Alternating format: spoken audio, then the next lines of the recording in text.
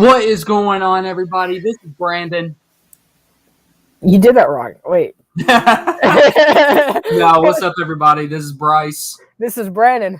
And welcome back to Comics Kings. This is weekly wrap-up, the show where we basically take all the week's books and just run them down, tell you guys what was good, what wasn't that good, and just overall have a good time. This is our flagship show, our main live show, and we just have a great time with everybody every week. So it's take a minute to say hey to everybody in the chat. What's going on, TM Nerdy? Station. That's no, we don't care about that. There we go. That's better. Oh. Manny's different perspectives. How you doing, man? Station. I guess you're running the show tonight, my JT, man. How you doing? Yeah, I kind of hijacked this, didn't I? Yeah, you're like, you trust me, and I was like, I don't know. It's like coming out of my favorite Disney movie, of course. Oh it's like gosh, a clear do you trust me? JT, what's going on, man? Nick, Comic Culture, Station. What up, my brother? Big station to Eric, the former stash, but he's still rocking he's getting the stash. it back. He's getting it back. He got it back, yes. Okay, He's getting it back. All is right with the world. Continuity has been reset. We are good and ready to go. Oh man, Chet does not like change. Oh, thank you for joining us today. Thank you guys. Brandon, how you doing, man? I'm good, man. This intro is a little bit wacky, but this week of comics was a little bit wacky. It was a little bit unusual.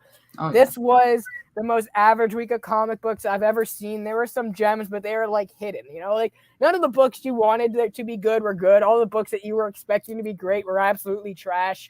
And it was just like, I love Philip Kennedy, but Alien was my pick of the week this week. And it hasn't been that in a while because it hasn't been around in a while, but yeah, there was just a lot of stuff that I was looking forward to that just let me down, and I was like, oh, it's one of those weeks. Especially because last week we had every single book. I was like, wow. Seriously. And then this week I was like, oh. This week, I never thought that there would be a week where I had multiple Joshua Williamson books come out in a week, and, spoiler alert, I was kind of meh to down on both of them. Yeah, and I've been saying that. I was like, look, if y'all loving James Tynion, if everyone who hated James Tynion, right? You ain't liking this. This is not a step up. Absolutely not a step up. And Nick said that earlier.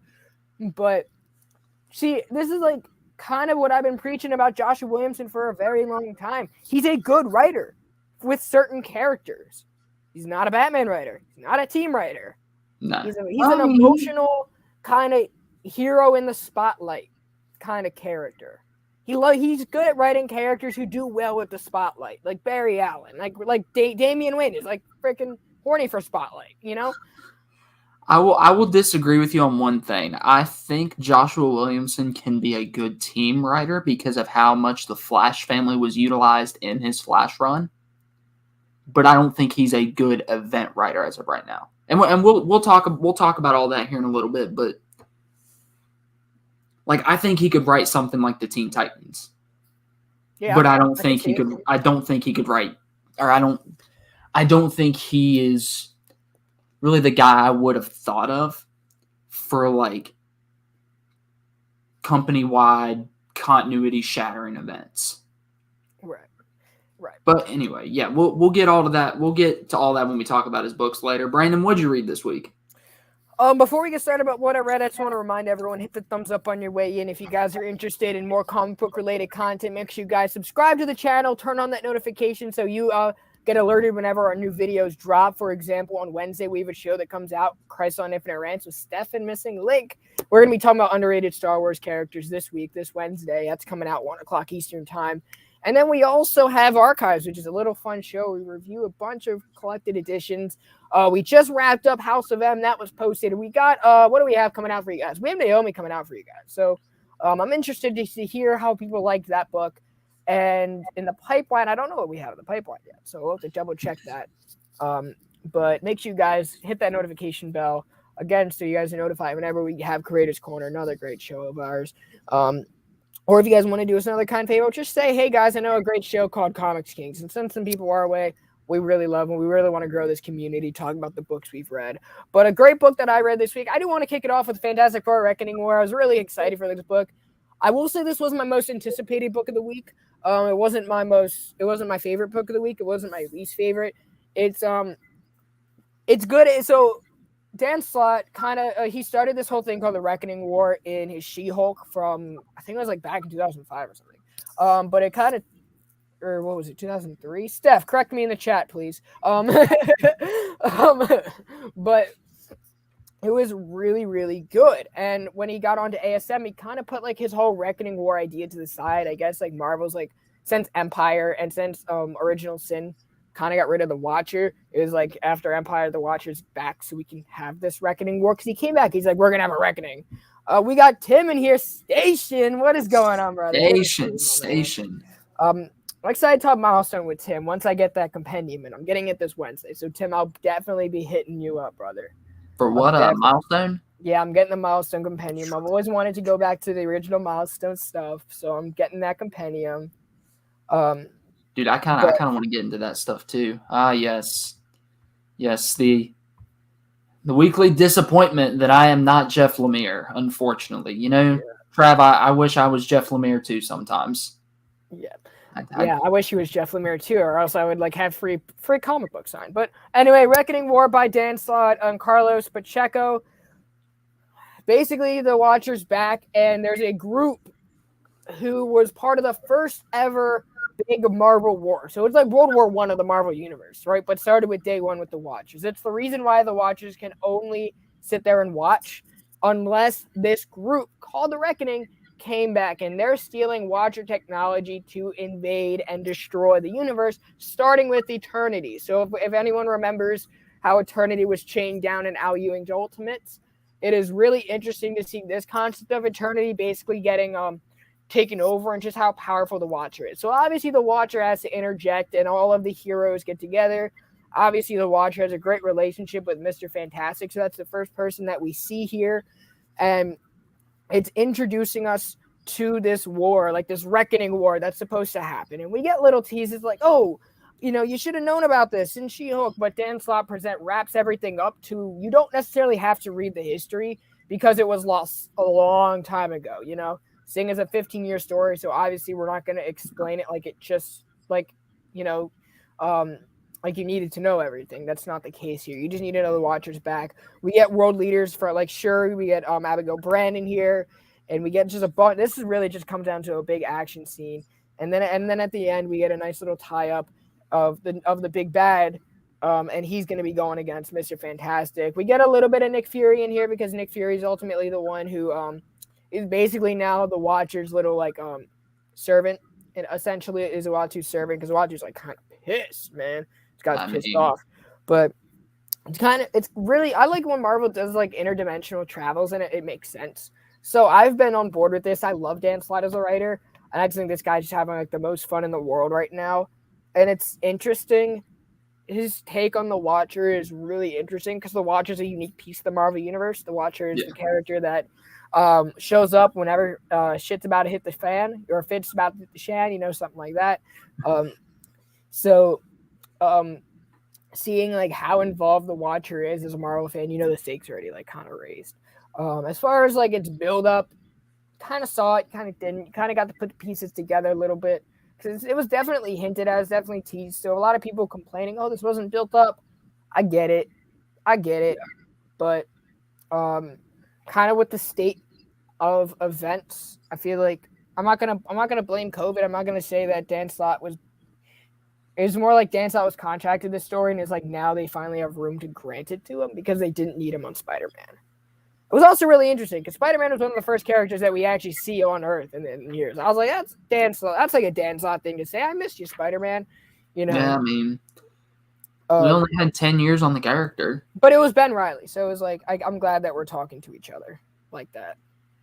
But Reckoning War, I would say it's a good place to start. If anybody's interested, you don't need to read any of the Fantastic Four book that's coming out right now. All you can do, pick up this issue, you'll be good to go. Of course, if you have any questions, this is a great place for you guys to ask them as well. Also, a bunch of other YouTubers know what they're doing, so you guys can go check them out as well. But That's the Reckoning War, Bryce. Did you pick this one up? I did not. I haven't been keeping up with any of the Dan's. I've actually never read a Dan Slott comic. And so it wasn't something that really resonated with me. FF isn't one of those books that I really go out of my way for as much as I maybe should the more that I learn about the Marvel Universe. Right. But no, I didn't grab this one. But one I did grab ended up being one of my favorite books of the week. Was Star Wars Crimson Reign #2. That's right. We're back to talking about Star Wars. Bryce, talk about Star Wars again? It's like been, 10 episodes since we talked about Star Wars? Dude, during War of the Bounty Hunters, I just got so behind, and then I kind of got tired of it and backed off of it for a little bit. But now with the launch of Crimson Reign, I'm back in on at least this miniseries, the Star Wars title, and the Vader title. So, got Rockin' Robbie in here from Pop Culture Philosopher's Station. Papa Boom! What's going on, Papa Boom? Station. But Robbie yeah, just missed the Fantastic Four talk, and I know Robbie wasn't really that high on this book. And I know Robbie could not care less about the Marvel Star Wars comics, but we're going to talk about it anyway. This is basically an assassin-centric issue. Basically, the assassins that we've been introduced to in the various, like, Vader run and the Bounty Hunters run, named Ochi and Deathstick, really get the spotlight here. Lady Kira, leader of Crimson Dawn, sends them on 2 separate assignments. Basically, Ochi is supposed to take out some of the Imperial Guard or Imperial Admirals or whatever. Right. Like an entire group of them. At a specific time, too. I'll get to that. And Deathstick is supposed to bring in this girl for Kira to, I guess, kind of recruit. And so we follow them. We see, like, motivations for why people kill. You know, there's faith is displayed by the Jedi. Hope is displayed by the bounty hunters. Like, hope for, like, people that kill for money and Avengers and heroes, they kill for hope. And then people like Darth Vader that just kill because they like it. But then you've got people like Ochi who kill because they're afraid. And then people like Deathstick who essentially... Well, I feel like if you're that close to Darth Vader, you're going to end up being a little timid. But I'm still thinking Ochi's going to end up double-crossing Vader here in the near future. He's just going to get wrecked. I mean, it's hard to say because Ochi very much so is doing whatever Vader tells him. Right. Now, that could be for a reason. He could be playing it smart in his whole reverence, but if so, he's doing a really good job, and Charles Soule is doing a really good job at writing Ochi in that regard. My favorite Star Wars, the 10th Doctor. Charles Soule is doing a good job in that regard, writing Ochi to where it could be either or, and to where whoever he chooses, that twist will be something that we don't entirely see coming. Right. I'm looking for Ochi to literally double cross. I mean, I like Matchstick's character. I've gotten pretty fond of Matchstick. Either way, we see them essentially fulfill their assignments, and we see the Imperial Guards drop as Emperor Palpatine enters the room. We find out that this is a message meant to be sent to Palpatine. Right. As kind of like it's exactly what it is. It's a message. And Ochi was the perfect one to do it, to try to get back at the Emperor out of fear and everything like that. And then basically find this girl named, what is her name? Her name is Caldelia. Caldelia. I have no idea who she is, but she seems important, and she is now under the watch of Lady Kira. So, definitely kind of a side quest issue, but something I really enjoyed and something that I feel like will definitely play a big factor, especially with the Caldelia character, in this overall event trilogy that Charles Soule has planned in the Star Wars comic universe. Right. I really enjoy it. I'm digging Star Wars again, for sure. Star Wars has been so connective, even in their shows and their comics. So it's been really, really cool just to see everything making sense and adding up. Robbie says the moon was destroyed. Didn't seem like a big deal. It's from Reckoning War. Yeah, that was really weird to me. I also found it a little bit peculiar that the first character that was written like on Earth was Spider-Man. So I was like, that's weird. But Dan Slott, at the end of the day, I think like he has something cool in store. I'm excited to see where that turns out to be. Oh yeah. So we were talking about Josh Williamson earlier in the show. I can't wait any longer. I have to talk about Batman 120 because to me this was just not that great of an issue. It's by Josh Williamson. The art is by Jorge Molina. And the art's not my problem. It's just Joshua Williamson's failure at telling a good story is really there. You know, it's like it was making sense. Everything about the Abyss character, it's okay. He's darker than Batman, right? He literally lives in darkness, right? And he blinded Batman, right? Batman is now in pursuit of him, and so is Lex Luthor. Why does Lex Luthor need him? That's kind of what we find out. So a member from the police and Batman, they're kind of looking to investigate. Batman is trying to heal himself so he can go back out in pursuit of Lex Luthor and the Justice League Incorporated because they're now innocent. And he wants to talk to them, so he ends up getting into the jail to free them. And they're like, no, we're like right where we need it. He's like, everything about this, like we're faking. Maybe Batman is good. I mean, I just wasn't buying this story.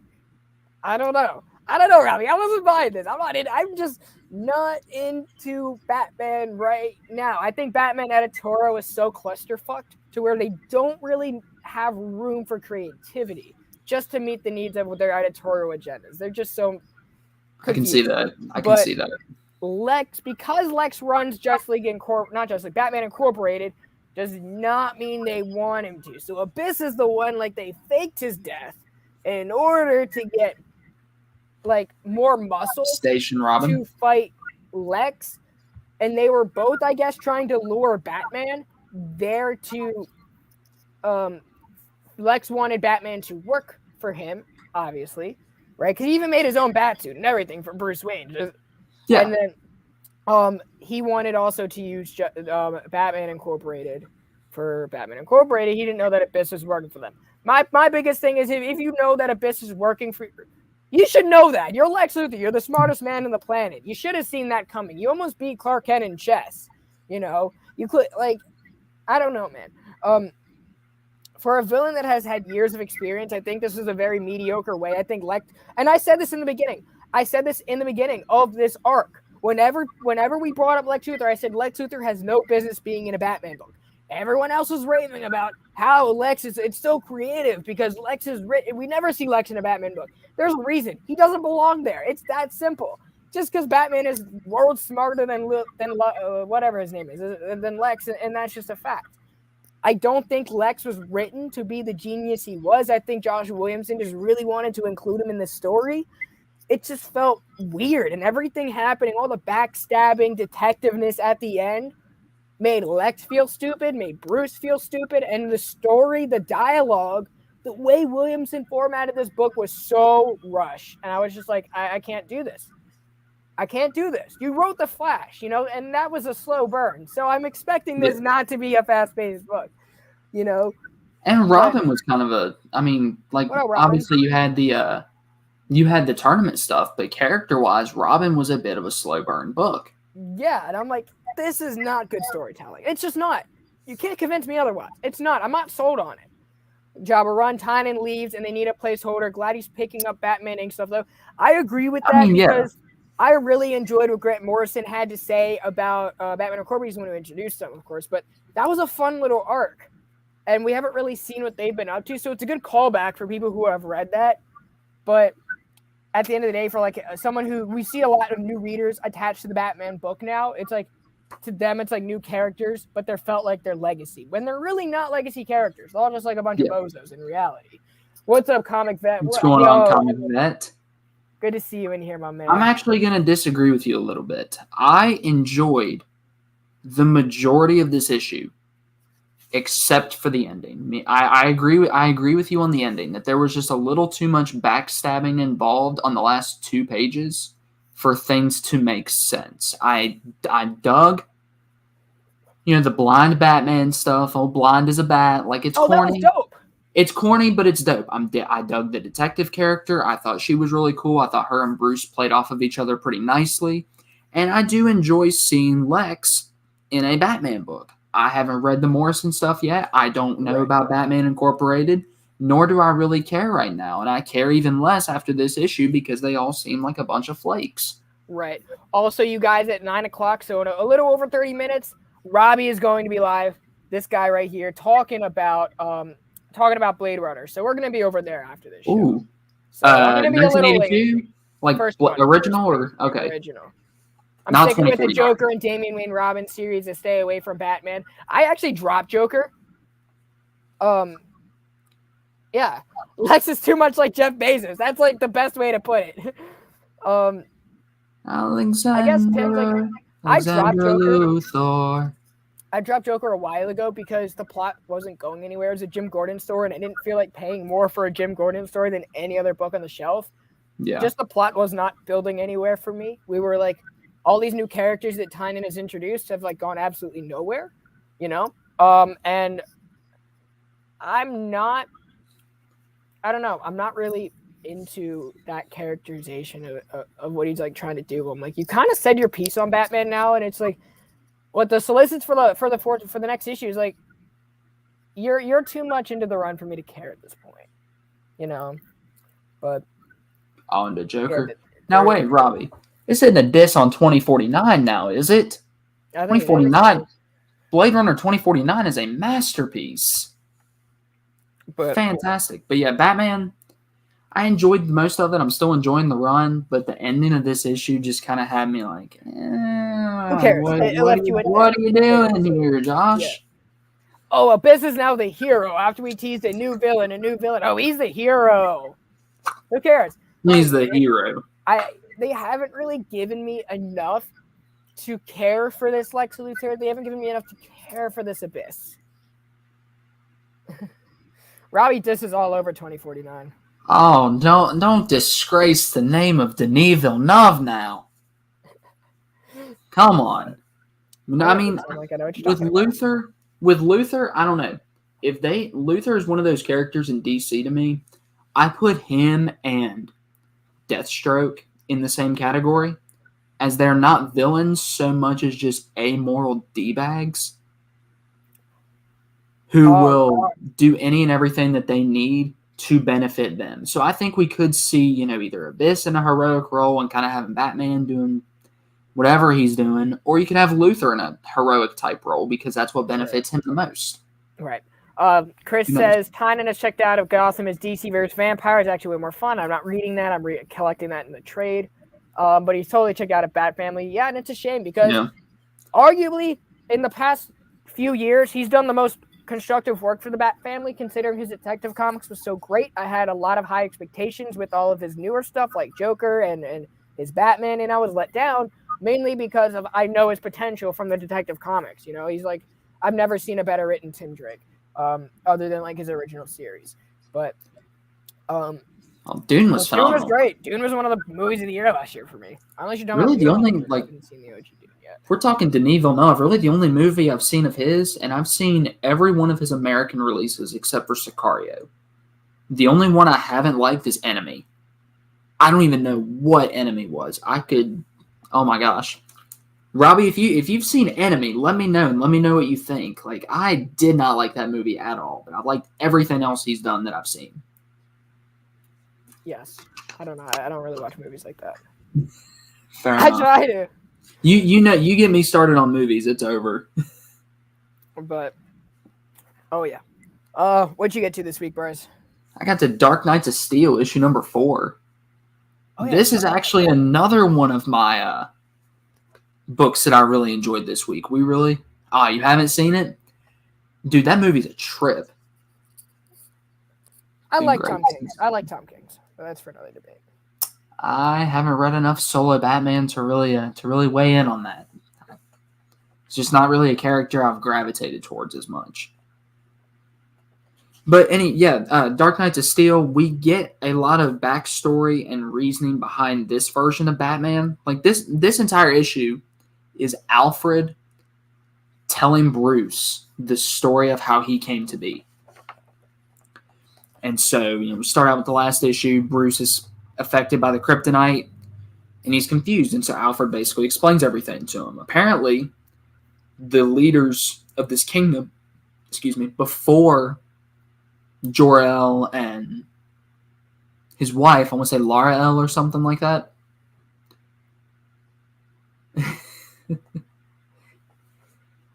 Yes, he's a lesser. No, I know he's arguably the most popular superhero on the planet, but I've always gravitated towards those surrounding him more than I actually have, like Batman himself. Well, you're not. I don't really think you're supposed to gravitate towards Batman. He is the darkness. Everything else around him is supposed to represent. Robin is supposed to represent the light, his darkness. But apparently the leaders of this kingdom before the Elves were the Waynes. So we actually see the death of this version of this world's Waynes in this issue. Wayne's World. Easy. Easy. I'm sorry, but Lil Wayne would go crazy for this story. We find out that there's this volcano that's going to erupt, destroy the kingdom, and so the Elves go and warn the Waynes, but they kind of have to talk to their advisor, who in this world is Alexander Luthor. So Lex Luthor is the advisor for King and Queen Wayne in this world, which I thought was really interesting. He, of course, doesn't tell them, so the volcano erupts. Everybody gets evacuated. Luthor gets mad. The Elves and the Waynes become really good friends. And then Jor-El and Martha Wayne become very good friends, as we find out in issues past. Not everybody's on board with that, and that's kind of how Jefferson came to be. Black Lightning. What is going on, Sal? And we see Bruce, Clark, and Zara, who's Supergirl, kind of grow up together. Basically, this fills in everything that happened before issue 1, and it shows who the Green Man is at the end of the day, that Green Lantern type character. Isn't Hal Jordan or John Stewart or any of the Green Lanterns. It is Luthor as the Joker with a Green Lantern ring. Right. Which I thought was really weird, but kind of worked. It worked. It weirdly worked. It was one of those things that I was like, I guess. But it was that's kind of dope. I didn't really think about it too much. But then the biggest twist of this entire thing so far. Well, I wouldn't say the biggest twist. The biggest twist was probably the reveal of Bruce's heritage. But with this, we find out that the only reason that the Elves are over this kingdom in the first place is because the Waynes didn't think Bruce was ready. So Clark is not the heir to his parents' own kingdom. Bruce is. Which I thought was really interesting and will, I think, end up creating some conflict later down the line between Clark and Bruce. Right. And really just have that whole thing come to a head where Clark will either have to accept that Bruce is the rightful heir to the throne or something else. I mean, I don't know. Who knows with Tom Taylor sometimes. Their tension has kind of been growing slowly with everything going on right now in that book. It's weird because I've gotten to the point where it's Dark Mantis Steel is I can't really break this out because the next issue can be something completely different, Tom Taylor really in his Elseworld DC stories does not care who he kills, and he doesn't care how he kills them, it's I'm used to it at this point. Joker with the Green Lantern ring sounds good on paper and nothing else. You gotta read it, man, because you get a little bit of Lex Luthor thrown in there too. Blackest Night. Who was it? Didn't Joker have a ring? Or didn't no, but they did some of the rings in Black. I know Scarecrow had a yellow ring. Yeah, and I was that was dope. The one that threw me off in Blackest Night but made sense was Mara having a Red Lantern ring. Right. But we could talk about Blackest Night all night if we wanted to, I'm sure. Right. Yo, what is up, Circumstances? Who was just on with what is going on? Jeremy from You Promised Me Comics. They were interviewing 2 indie writers, or an indie writer and artist. So make sure you guys go check out that rewind. What's going on, Circumstances? Sick. A book that was great. A book that was actually no, it wasn't great. Actually, Great show there. Nice shows. Station. Oh yeah, Rob, you got a show coming on soon. Station. Station. Yeah, if you're still on, I'll try to hop on. Love Blade Runner. One of my favorite sci-fi He'll still be on. Robbie goes for hours. This book sucks. It didn't suck. It was more like, who cares? And that's Sabertooth #1. Never heard of this writer. Nick, what was his name? Marvel does not put their credits in the beginning, which kind of pissed me off.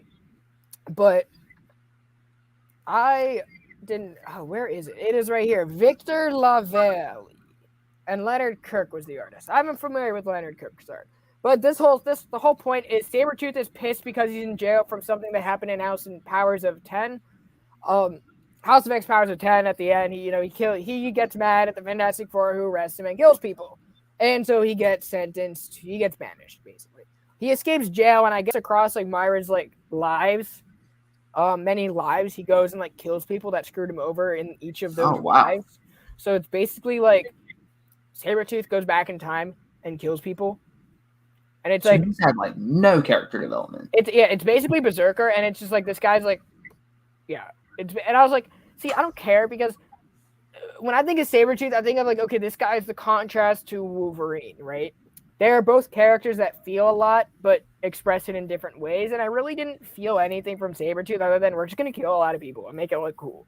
You know, so if you're into that, you're like, this book is totally for you. You just want to see some blood. You want to see people's hearts get ripped out and shit. Yeah. Man, this is the book for you. Especially when Nightcrawler, like, what up, What's going on, brother? Comics 83. How you doing, like, man? Especially when Nightcrawler tries to, like, reach into his heart and, like, pull it out. He just breaks his arm and just destroys Nightcrawler. I was like, so I'm like, I just don't care. I just don't care. Is this all, like, a lot of this was unclear. Is this taking place in his mind, or is this going across multiple of Moira's lives? So it was like, like one of those things where I was just like, I don't care enough. I don't care about this character because he's just like a walking brute. Nor have you made me. There's nothing new about this character that I didn't know already. And I think that's what pissed me off. Is I like it when writers write the characters well, right, to exactly how I would picture, like if I were in issues, this is how I would classify Sabertooth. This is exactly the way I would write Victor. But there was no X factor to make me think differently about this character, make me like learn something new about him, you know? Pun intended? No pun intended, but it's like there wasn't anything to X factor, haha. There wasn't anything about this book that it was like, this is something that I didn't know before about Sabertooth, or I'm thinking about this character in a different way. None of that happened. I'm like, who gives a I just don't care. I couldn't care less about this story. It's drawn. The art is very inconsistent. At some parts, we're supposed to get a younger Sabertooth. We're supposed to get an older Sabertooth. They all look the freaking same. This is really the one of the more lackluster X books that we've gotten. And I'm not surprised that it's Sabertooth. I mean, who cares? Who cares? No one asked for this.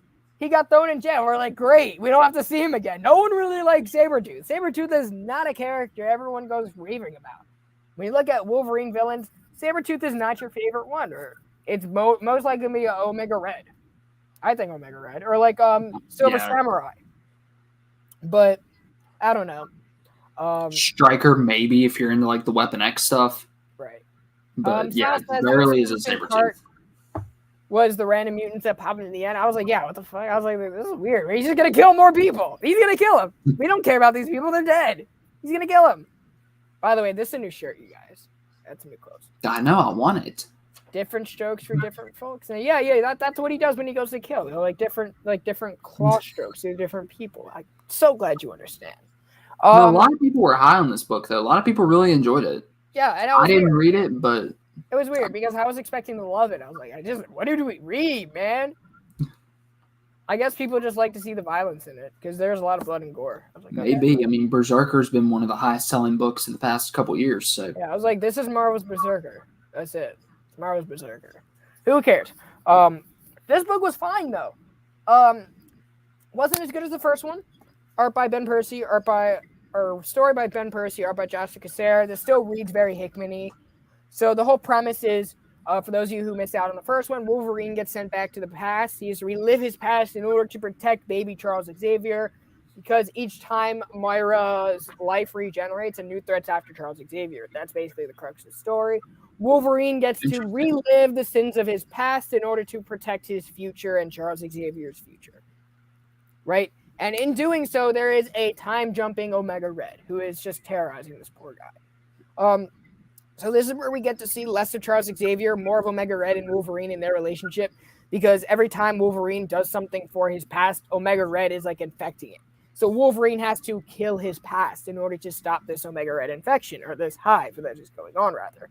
So you get to see his team up with Maverick. You get to see his team up with his first wife, the Dakin's baby mama. So I didn't say that weird, but that was cool.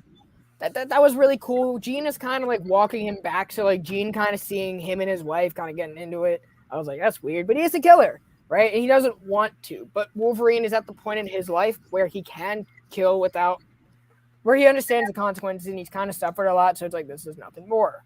We got my brother JD in here, Raging Cajun Comics. What's going on, my brother? Good to see you in here. Thank you so much for being here tonight. We got Architectural. What's going on, brother? Good to see you in here as well. Saw you on a couple other streams today. But how you doing? Good to see you guys. So this book, we definitely got more of the crux story between Wolverine and Omega Red. Not so much Charles Xavier.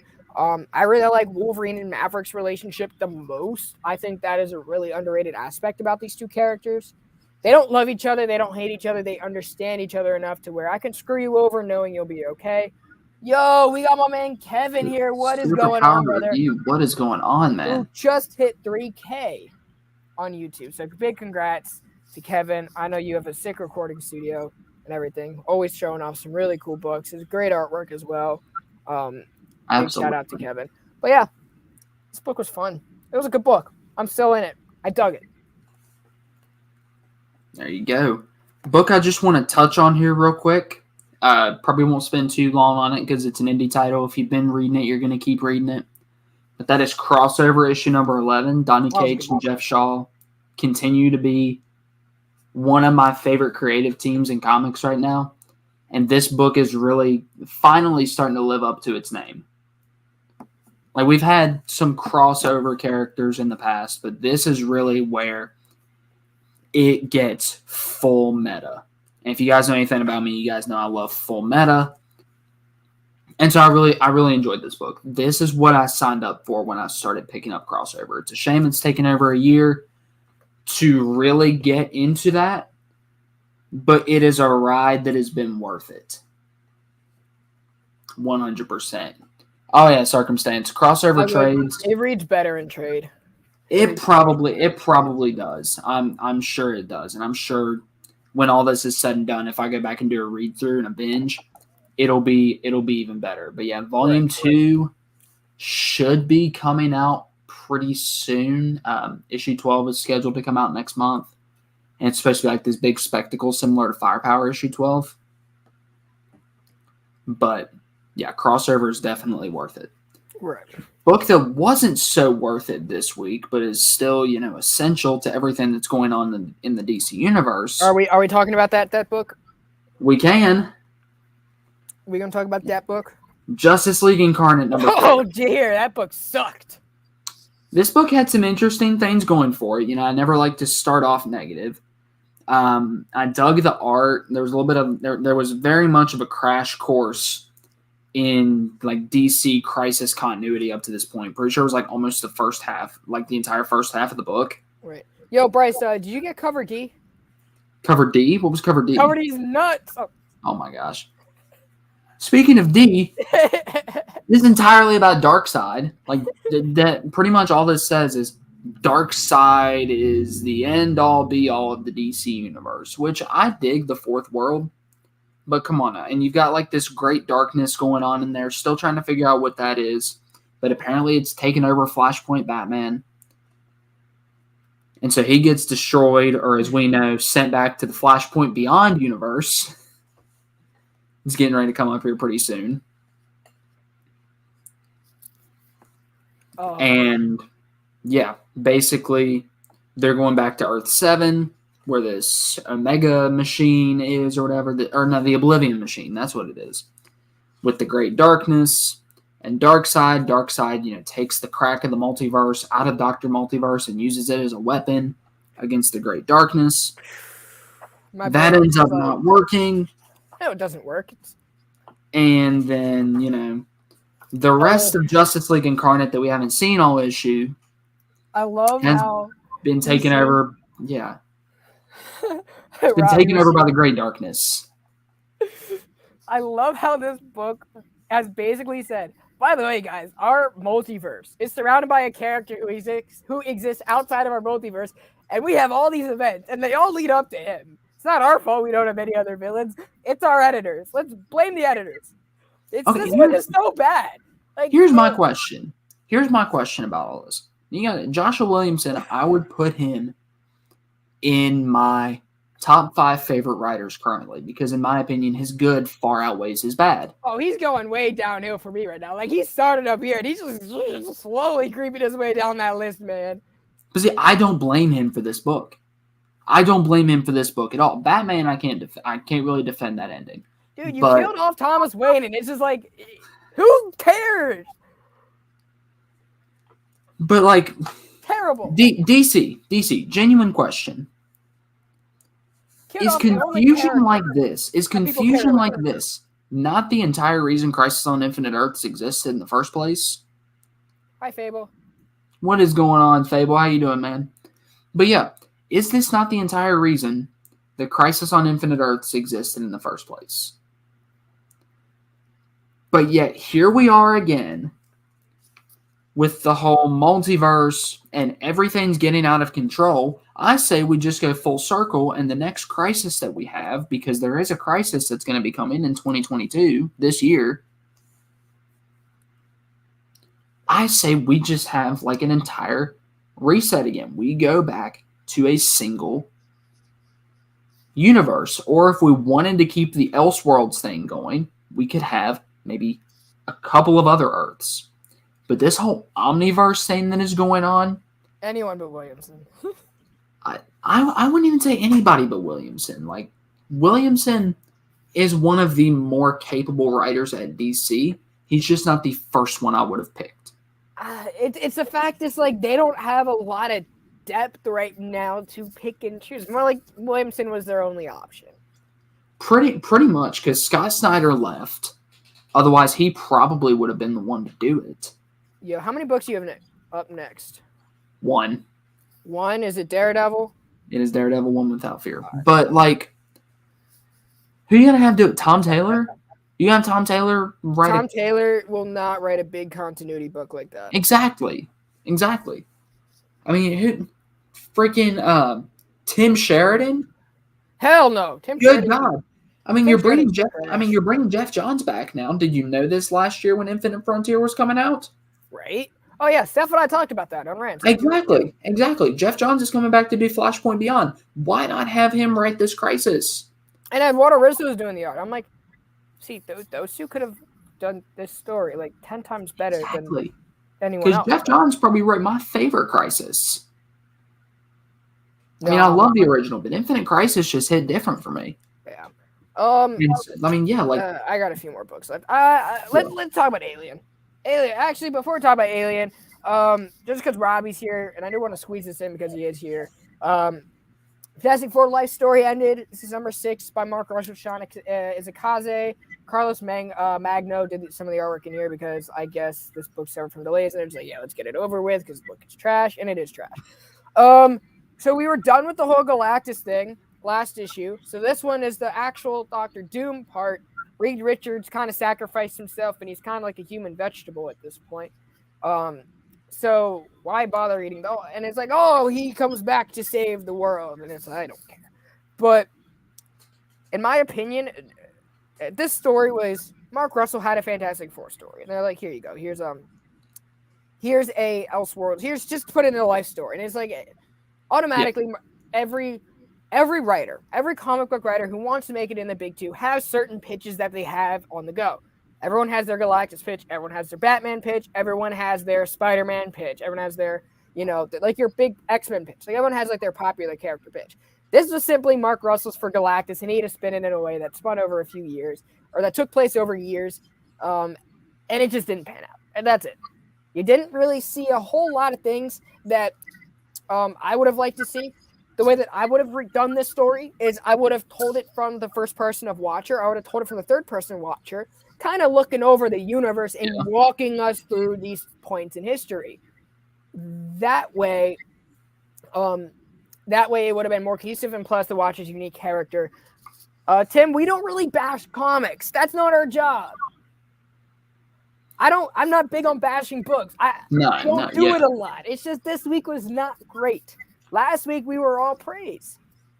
Yeah, and I know for me, I will always find something positive in a book because, in my opinion, like, just like nothing is perfect, nothing is totally imperfect. Right. And so, like, there are things that work about every book. Like, even in Justice League Incarnate, there were some characterizations in that I liked. Like, I enjoyed Captain Carrot's insight and things like that. Just sometimes the bad outweighs the good. Right. Now, if I'm being really honest, I couldn't even get through this book simply because it just, like, Dr. Doom took over the world in this issue, following the whole Galactus thing. And it was like, Dr. Doom wasn't really built up in this book. It was more like he was a side character in this whole story. So it's like, I wasn't necessarily, like, blown away that all of a sudden he's here. So, I don't know. This if anyone's looking for a recommendation to read this, don't.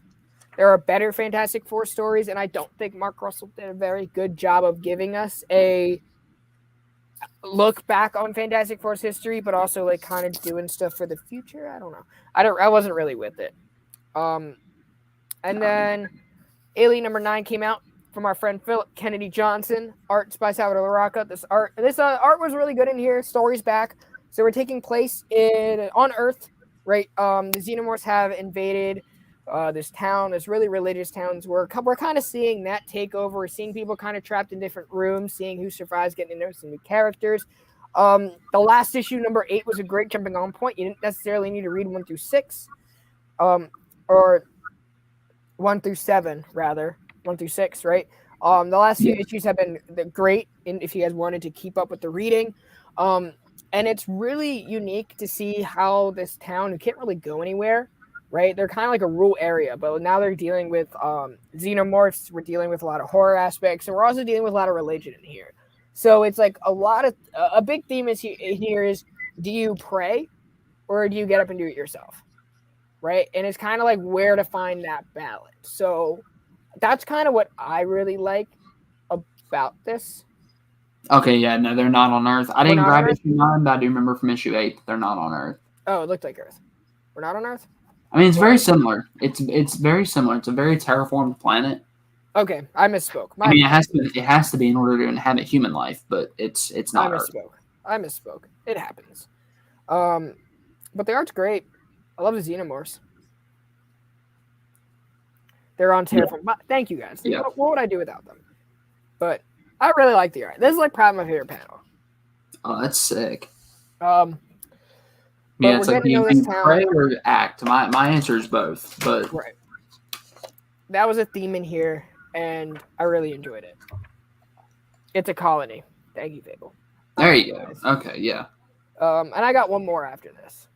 Me too. I have one more. So you want to talk about Daredevil, and I'll take ASM next. Just close. Okay, sick. Yeah, Daredevil, Woman Without Fear, number 2, written by Chip Zdarsky, art by Rafael de la Torre. I enjoyed this issue for the most part. It was just very filler. It felt like a lot of filler, but it was also a lot of necessary character moments and some backstory involving Elektra. This is a very backstory heavy week and a very character driven week for the good books anyway. So basically the entire theme of this issue is that Matt is Elektra's weakness. Always has been, always will be.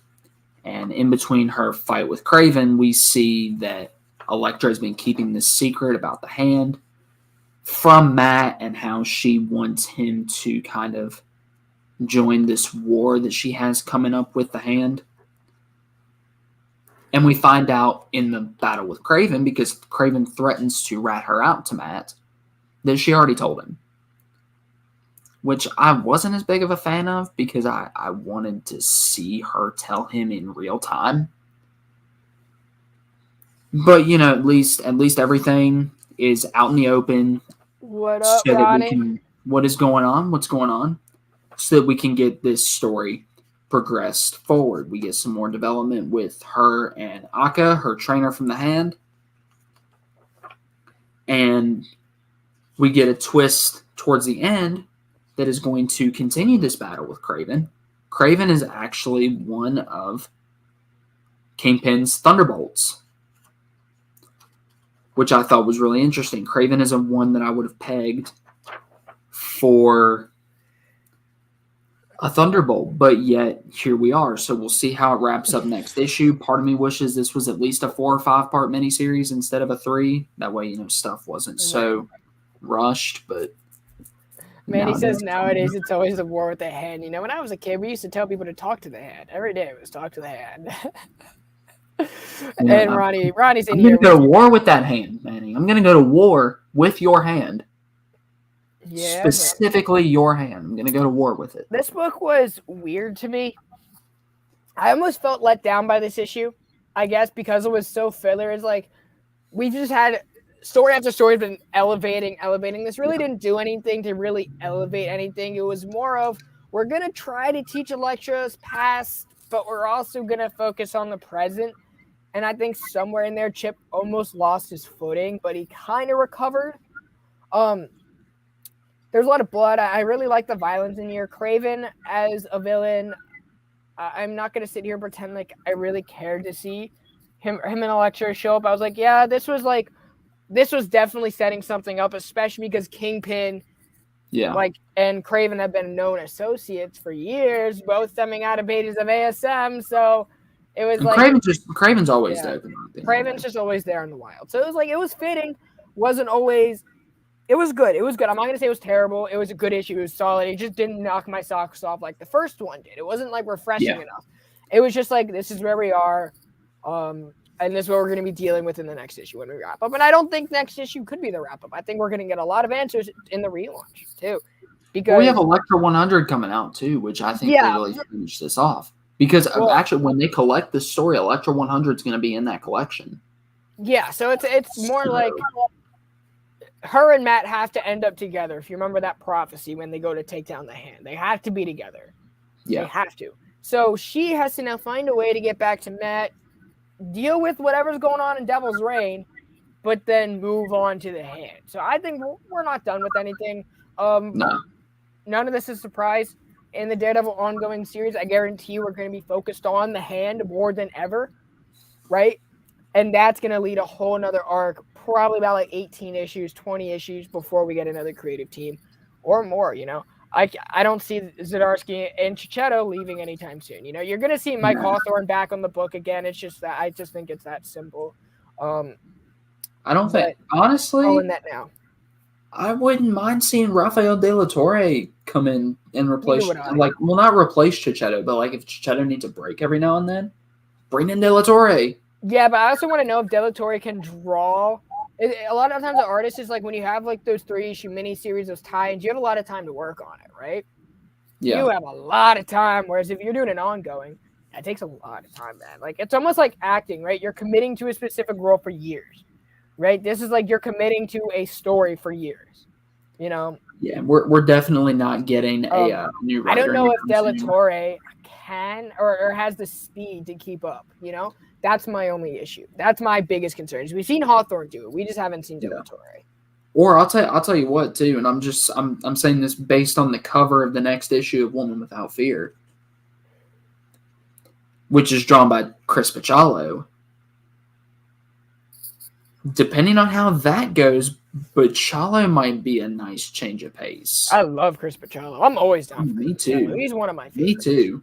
I don't know. Manny, I don't want Zdarsky and Chichetto to ever break up, but the reality of the matter is Chichetto can go for a solid 5 to 10 issues at a time and then need a 3-issue break. And then he's him and Nick Klein are kind of in the same boat. to me. Like Nick Klein in his run on Thor with Donny Cates comes in for this big, huge arc and then steps back and gets a break. Right. You know?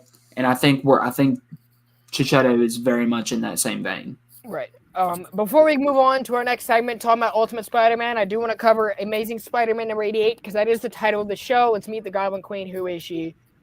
Based on the whole conflict of this book right now, where we are, Ben has acquired a chip that has all of the Beyond Corporation's secrets, right? Oh my God, what's her name? Janine and MJ have now teamed up because they have the disc, and the Goblin Queen is sent after them, okay, by Maxine. Maxine has kept the Goblin Queen in her back corner because that is the Beyond Corporation. It's basically a failsafe in case anyone goes rogue, right? So in order to make things interesting, they send Ben Reilly to locate the Queen Goblin, right? Like they didn't even send her over.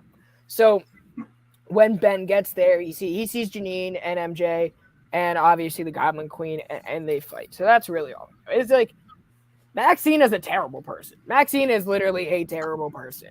And she's using Ben. She's using this whole family. Goblin Queen, the whole thing about this arc is not going to matter. Nothing they do in this book is going to matter because they're relaunching it. In like 2 months. I laughed so freaking hard at Ben's complete lack of F's to give. Yeah, Ben just does not care for Mary Jane. I think he was more of a Gwen Stacy kind of guy, but I don't know. Well, let's be honest. So is Peter Parker, but there's something keeping. It was kind of funny because he leaves with Janine, but leaves MJ behind. So it was just like, what?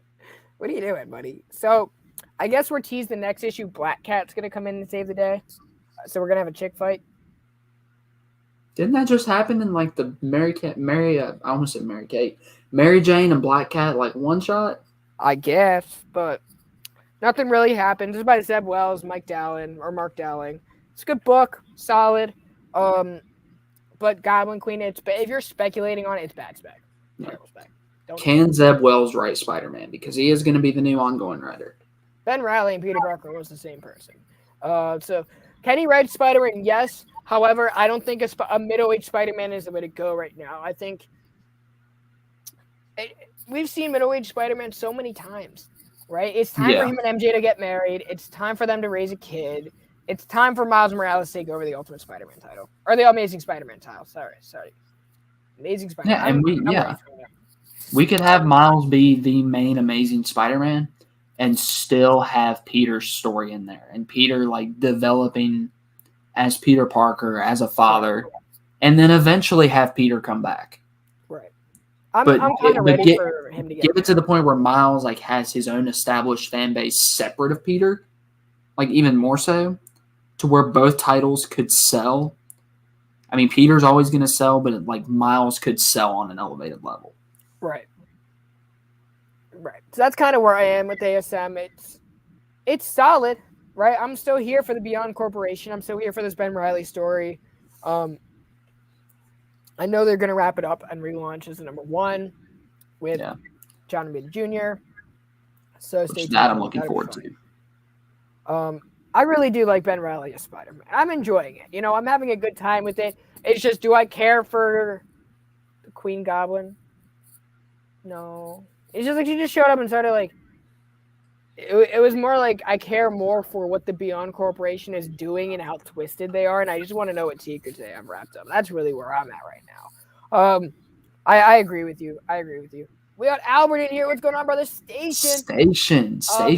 Let's move on to our next segment, last segment of the show. So Chet and I have convinced Bryce to read Ultimate Spider-Man above anything else.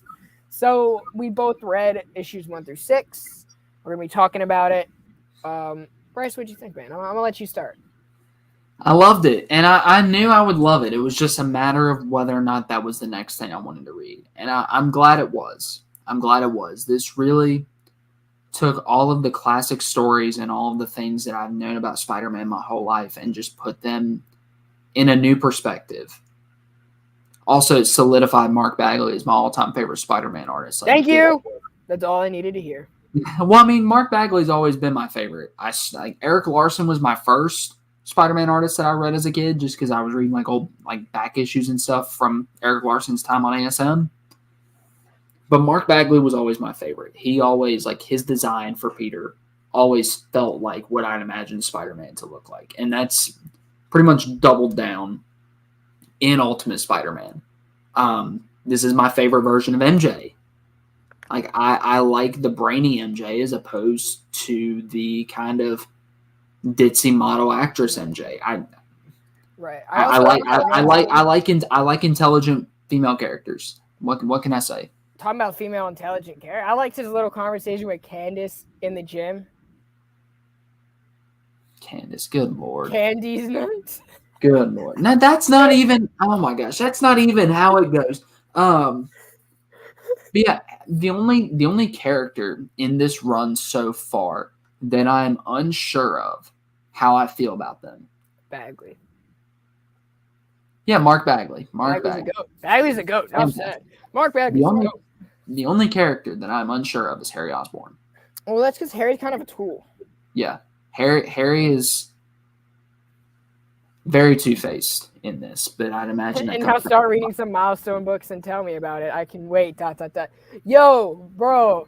I want to. I've been reading Static, bro, but the ongoing. That's the only one I've been reading. I haven't really been reading Icon and Rocket or Dude, Young Justice made me want to read Icon and Rocket. And Static, but Icon and Rocket especially. But, and then BJ Kicks is very high, and I think what was it? Blood Syndicate is the one he's real high on. Yeah, and I know Tim's real high on that. That's one of the only things Tim's collecting. I know Tim's really high on that. But. Got a disagreement, and don't get me wrong, I love Ditko, but I prefer Ramita and I prefer Bagley. I don't know. Ditko. I prefer Gil Kane over Ramita. I do like Gil Kane. I do really like Gil Kane. I know that's a hot take, and I think Gil Kane is the most underrated artist of all time. If you're talking about underrated, Gil Kane is the most underrated. Don't tell me otherwise. It's a fact. It's a fact at this point. Gil Kane is severely underrated. But when I picture Spider-Man, I picture Mark Bagley. And that's just, But yeah. I forgot to change the background for the show. It's all good. It's all good. Well, I don't much really stood out this week to warrant a background. Oh, okay. There we go. But yeah, Ditko's the original. He's always going to be the gold standard, and he's always going to be on that pedestal because he co-created the character. So Ditko's a legend. Ditko's great. I would definitely put him in my top 5. He's just not number 1 for me. And Brandon, judging by what you said a little bit ago, I'd imagine he's not number 1 for you either. Ditko cracked my top 5. I don't know. Does he? I don't even know if he does. What's up, comic book novice station? What is going on? Good to see you. Thank you so much for joining. We got some people in the house. Thank you guys so much for joining us tonight. For anybody catching the replay, you can always catch the live show at 8 p.m. Eastern Time every Monday. This is our hangout show. It's where we talk about new books, we review them, and we also like talking with you guys about what you've been reading and your thoughts and everything. So, yeah, you're the one that got me to read this. What did you think of Ultimate Spider-Man? Okay, so Ultimate Spider-Man so far, it is the modern interpretation of Spider-Man, right? So if I were to recommend any book to a new Spider-Man reader, it's obviously Ultimate Spider-Man because it starts at his very beginning, at his origin. I really liked how this was paced. This book is paced really, really, really, really well. And the fact that it's we didn't spend too much time on his life before he got his Uncle Ben moment. We spent 3 issues before the Uncle Ben moment happened, and that was built up to where we get to know Uncle Ben, but we get to know the impact. We just don't get too much of it, right? To where we can't continue the story. Sometimes when a character dies, you just can't continue it. When Alfred died, people were like, I'm done with Batman. That's not the case, right? But Uncle Ben was an actual character in this as opposed to a Uncle Ben was in AF-15. Yeah, Uncle Ben was a character. It wasn't a figurehead in here, right? And a lot of times we associate Uncle Ben with just a quote, In this we get to know more than just the surface level of Uncle Ben and Aunt May. We see like that stress kind of build up, which is a great retelling. We see Spider-Man in the little boxing arena. We get to see kind of how he becomes the Amazing Spider-Man, and a very, very misconception about Spider-Man's origin. And he started out to be very greedy. He started out as a very greedy person. He didn't have a whole lot of friends. He didn't have a whole lot of success. His home life was like argument after argument. So this is a character who just wants something for himself. He started winning, and he's like, yeah, man, I'm just getting my money and dipping, right? Turn into a little bit of a dick, right? Because now all of a sudden he unlocks this part of himself. We get the basketball scenes, which his athleticism is literally white trash. But anyway, that's a different story.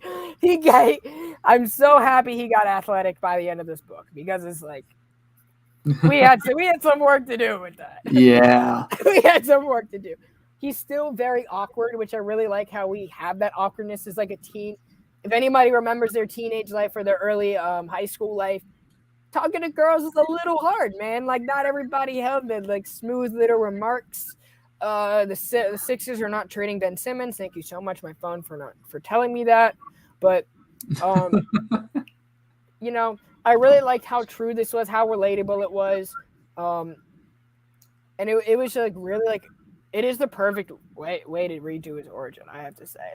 The Uncle Ben moment really hit hard. For me personally, I loved it. And then Green Goblin, it was a different version of Green Goblin, but it fits the story. So when they do tweak it, I thought it was it's very fitting. Like something that is very fitting is we didn't start with Gwen Stacy, because Gwen Stacy is just not there for Spider-Man fans who did not grow up in that time. Like, we all knew who Gwen was, but we're not really as connected to her as we are with Mary Jane, right? Yeah. Or like some people are with Felicia Hardy, who we are going to see later on in this book. Spoilers. You knew she was going to show up. I didn't tell you when. I mean, fair. I knew she'd be in there at one point. That's like saying like, oh yeah, Scorpion shows up at some point. That's like saying you're going to see Venom. He's on the cover. Yeah. Yeah, I got the same cover. Yeah, I knew this, but I love Ultimate Spider-Man. It is. If it wasn't for Frank Miller's Daredevil, this would be my favorite comic book of all time. I rave about this book to everybody. See, for me, if it wasn't for Bendis's Daredevil, this will surpass quickly crowning. It had. I mean, obviously, I'm only 6 issues in, but to me, like as far as Marvel goes, it's Bendis's Daredevil and Brubaker's Cap. But this I could definitely see climbing up the ranks big time. But it's already surpassed what I've read of Jason Aaron's Thor. That quick. Jason Aaron's Thor. Yeah. But Ultimate Spider-Man is a treasure of mine. Every week we're going to be talking about another volume. We're going to be quickly just kind of a spoiler-free. Not really spoiler-free. But it's more as old as we are. I mean, it was Spider-Man's origin, so it's not really spoiler-free, but enough to where we're not ruining it for you. But if you guys want to read along with us, you are more than welcome to. Nocenti's Daredevil is criminally underrated. I agree. To try to find that if I can. But speaking of Ann Nocenti, she will be on the show in May. Oh, yeah. When I'm able to grab another tablet, probably sometime in the summer, I'm gonna plow through a bunch of stuff on Marvel. I feel like Ann Nocenti and Louise Simonson's contributions to Marvel as a whole was underrated. Well, Louise Simonson co-created Apocalypse, didn't she? Yeah. So yeah, like she was huge in the X-Men universe. Yeah, but she also did a lot for Web of Spider-Man. She kicked off that book. She was a great editor. She inspired so many stories. It's just her ability to work with anybody says wonders about her character in a nutshell. Like, you talk to anybody, right? Ann Nocenti and Louise Simonson had better working knowledges of the Marvel universe than a lot of people at that time. Yeah, Ann Nocenti's going to be on. We're having Pepe Larraz is coming around that time as well. We got Mark Waid coming in at March. Mark Silvestri coming in at March. We got Roy Thomas coming on next week. Just got to figure out a date. For that, Roy Thomas is coming on, and we have Cy Spurrier coming on. We got Matt Hawkins coming on. That's the lineup for February. And we got some stuff in store for you guys. We got some stuff in store. But I'm so glad we have someone else here. But exactly. Yeah. And Claremont's X-Men too. Out of the Bronze Age books at that time, I prefer New Teen Titans, but Claremont's X-Men, God tier. And I do need to read some Ann Nesenti. Definitely. Ann Nesenti is like, I don't want to say weird, but she understands that darkness in Daredevil. Like, okay, you're a religious person, Bryce. Very. That's why I love Daredevil. Her run on Daredevil is almost surrounded by his religion. I think you gifted me a lot of that run a while back. When did it start? It was like 2. Did it start with Typhoid Mary? No. It didn't. I mean, it started like, what, 250 something or 240 something? I don't have 254. 254 is one of the only books from that run I don't have. I do have 254, so that's... okay, so it started, I think... But... Yeah, 236, like 238 to 245, and then like it ended. I think it ended at 291, according to Reddit. Which Reddit, when it comes to like reading guides, Lee Weeks was a new artist after that. But okay, yeah, 254 is one of the only books I don't have of that run, and I kind of want. It's just I don't want to spend money on it. You can still find it really cheap. I think I got my copy like less than a year ago for like $10. So yeah, it's not a big book that people are specking on. No one's specking. But it's a cool Daredevil key. I mean, it is a cool Daredevil key. Typhoid Mary is a dope like New York street level villain. Right. That's been getting a lot of use in Zdarsky's run. The JR issue started around 250. Okay. It's been a minute. And it's funny because I own it. I almost have a full run of Daredevil, but it's been a while since I've gone back and read through the entire everything. But anyway, I think that is the show. Yeah, I think that is the show. Great capping point. Good week of comics. Next week's going to be a late week, but we still have a lot to talk about. But definitely stay tuned for that. More announcements coming up. You guys can follow us on Instagram. See what we are posting every single day. See announcements from our end. Overall, the biggest goal of this show is to just build a community and just seeing everybody interact. That's what we love to see. So thank you guys all for being here today. It means a lot for us. It means a lot. Absolutely. Shoot me that link, bro. Shoot me that link. DM me on Instagram. With Ann Nesenti, yeah, shoot it my way too. Shoot us that link. But thank you guys so much for being here. I couldn't thank you guys enough. It really does mean a lot to see everybody's support today. This is an amazing show. I couldn't do it without Bryce. Couldn't do it without any of you guys in the chat. Absolutely. This is Bryce's show. He led it today, so good job, Bryce. I did. Hopefully I did a decent job according to you guys, people out there. But yeah, thank you for continuing to support us and continuing to support this show. We're closing in on a year, and a lot of you guys have been there since the beginning. We could not thank you enough. There's been a blast, 100%. And because of you guys, we get to do it every week, and I couldn't be happier. That well said, Bryce. This is a community show. These are the community's conversations. So thank you guys for sharing it with us. Station, everybody. Station. Take care, y'all.